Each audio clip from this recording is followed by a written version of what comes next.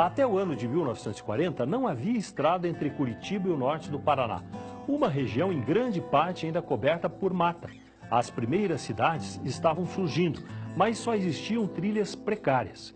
Com isso, o norte tinha mais comércio com o estado de São Paulo do que com o sul do Paraná. E o café da região era todo exportado pelo Porto Paulista de Santos. Foi nesta época que começou a ser construída a Estrada do Cerne, a mais longa do Paraná na época.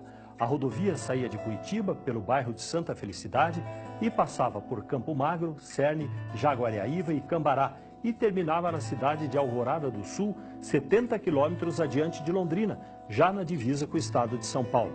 A Estrada do Cerne foi construída principalmente para levar a produção de café do Norte Pioneiro até o porto de Paranaguá. As obras com trabalhos manuais foram de 1935 a 1940. Mas a estrada, que depois foi usada por cerca de 20 anos, era muito sinuosa e com grandes desníveis.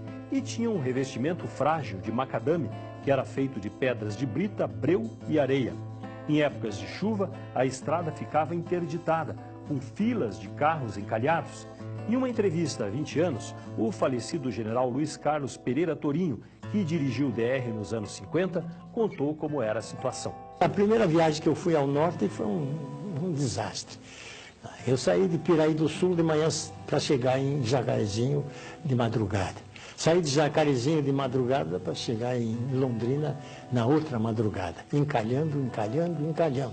Se eu dissesse que era de rodoviária, eu seria trucidado pelos motoristas. Tanto que quando voltei de lá, procurei o governador Bento e disse a única solução para o norte do Paraná é a pavimentação asfáltica. Se nós não fizermos isso, nós perdemos o norte do Paraná, ele vai se separar do Paraná. Eles já diziam que nós aqui éramos o Paraná-Pamonha e eles o Paraná-Panema.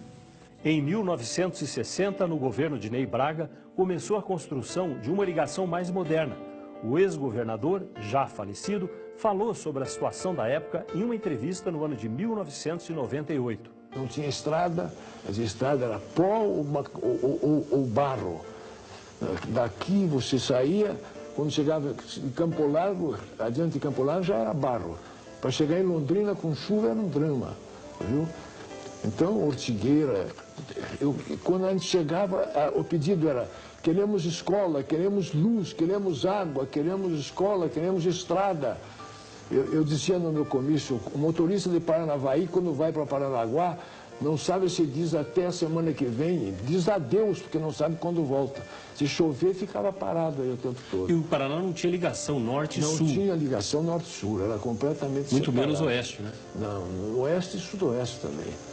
Nós é que fizemos a estrada do café, não é? Essa que liga o Paraná, de Curitiba, até Campo Largo já estava pronta. Nós fizemos de Campo Largo até o norte do Paraná. Depois levamos para Maringá. Depois fizemos a Lapa até praticamente São Mateus. O financiamento para a nova estrada veio do Fundo de Desenvolvimento Econômico e do BID, Banco Interamericano, por meio de um empréstimo com apoio do então presidente dos Estados Unidos, John Kennedy. Em uma entrevista à Folha de Londrina, Ney Braga disse que foi por isso que batizou a obra de Rodovia Presidente Kennedy. Foi até colocado um busto de bronze de Kennedy no local da inauguração. Mas o busto sumiu e, no fim, a estrada ficou conhecida como a Rodovia do Café. A nova estrada ligou Curitiba a Apucarana, no norte do estado, prosseguindo até Maringá. E de Apucarana a Londrina já havia asfalto pronto. A obra foi inaugurada em 1965 e o então presidente Marechal Castelo Branco descerrou a placa inaugural. A rodovia foi um marco histórico para a integração econômica e política do estado. Foi só a partir daí que realmente o norte do Paraná passou a ter ligação com a capital e com o porto de Paranaguá para exportar a sua produção agrícola. É muito importante relembrar, principalmente para os mais jovens, para entender que nada acontece de graça, nada aparece por acaso. Tudo isso foi construído ao longo do tempo. Há 100 anos, há um século, o Paraná praticamente era um vazio, mata a maior parte. Tirando aqui a região de Curitiba e cidades vizinhas, não havia mais nada. Tudo isso foi construído.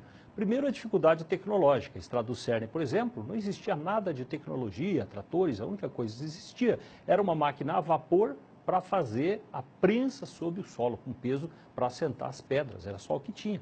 O resto era na picareta, era na enxada. Depois a dificuldade, que é a dificuldade política, a própria estrada do café, a rodovia, atrasou 10 anos o seu início por uma questão burocrática no Tribunal de Contas. Isso é contado pelo general Tourinho.